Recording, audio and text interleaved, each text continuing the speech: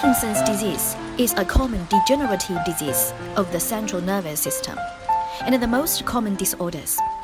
In developed countries, there are 1% of people over 60 years old and 4% of people over 80 years old have Parkinson's disease. The primary lesions occur in a substantia nigra and a striatum. The most identifiable symptoms of the Parkinson's patients are slow movement-related tremor, rigidity, and a postural impairment. Also, they have non-motor symptoms like depression, anxiety, cognitive disorder, hallucination, and sleep disorder. This video will demonstrate the principles of conventional therapies and methods and new interventions based on rhythm and music for adjuvant treatment of PD. The PD patient is deficient with brain dopamine concentrations. However, unfortunately, dopamine cannot be given directly as it cannot cross the blood-brain barrier. Therefore, medications that increase or substitute for dopamine may help to manage problems with walking, movement, and tremor. Carbidopa-levodopa is the most effective medication for PD, and it is a natural chemical that can pass across the blood-brain barrier, then be converted to dopamine. However, as the disease progresses, the benefit from levodopa may become less stable. Dopamine agonists are another major category's medication for PDs, which do not change into dopamine, but mimic dopamine effects in the brain. However, side effects including hallucinations and sudden uncontrollable movements may be presented. In some later cases, surgery may be advised to PD's patient who has unstable medication responses to stabilize medication fluctuations.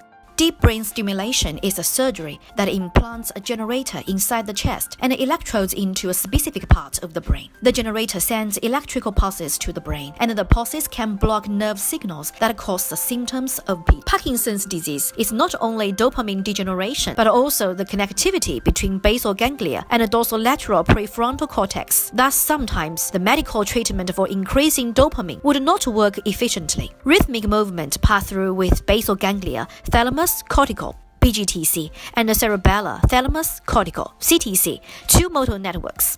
These two networks were considered distinct, and their interactions were thought to occur only at the cortical level.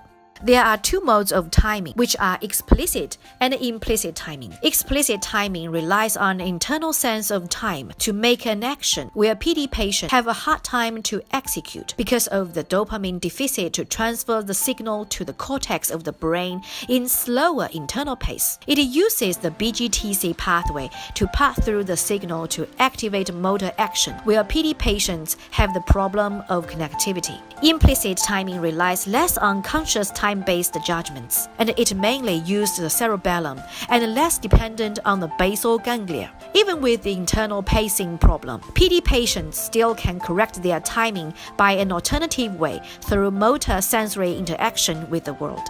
As the diagram showed, the music or any external source could activate motor programs in supplementary motor area and a cingulate motor area. Then it sends the motor signals to the body to make PD patients walk steady. Then modulation of internal pacing by sensory feedback through spinal cerebellar and other tracts. This way can help the PD patients with their internal BGTC networks function as an internal cue. To some degree, rhythmic auditory stimulation, we call that RAS therapy, can be seen as an effective way to treat Parkinson, especially can help the timing and pace in walking. The main mechanism of this treatment is stimulating pedunculopontine nucleus, which is called PPN, to basal ganglia motor pathway, in order to improve the gait and a postural impairment such as a freeze of gait. The music we often use can be very simple or complex.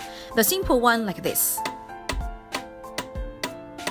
So this sound is conveyed into the ear and then to the inferior colliculus in the brainstem, the medial geniculate nucleus in the thalamus, and reaches the primary auditory cortex. Also, the inferior colliculus, which is the green one in the picture, is most sensitive to the change in time regularity. Also, the inferior colliculus has a close connection with PPN, which cholinergic neurons are responsive to click sounds. PPN can project signals to the basal ganglia, especially the substantial nigra os compactor, SNP, SNPC, and internal globus pallidus GPI through the cholinergic neurons. Therefore, the beat sound can stimulate the cholinergic neurons in PPN to generate ascending projections which may be able to increase DA neuronal activity in the SNPC, releasing DA in a striatum. It is possible that the increasing DA may relieve the symptoms of Parkinson. Also, PPN is involved in controlling nerve functions such as motor and muscle tension. So, what happened in the brain for that sounds? So, what the brain processing is timing the space between the beats, which can anticipate the muscle movement and prepare the muscle to move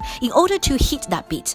That is a treatment by using a timer to get somebody move. Okay, let's make a summary from our study. It appears that rhythm and music can regulate brain activity in the DA pathway and the DA release in the striatum, as well as brains in related brain regions or networks activity. For example, cerebellum, amygdala, parietal, and PPN as adaptive mechanisms. So, rhythm-based and music-based interventions have broad prospects for adjuvant therapy of PD, which can trigger positive effects in disease-associated brain regions and promote compensatory mechanisms. Future neuroimaging studies need to address the correlation between rhythm and music-based interventions and their treatment of PD's motor and non-motor symptoms. Thanks for watching.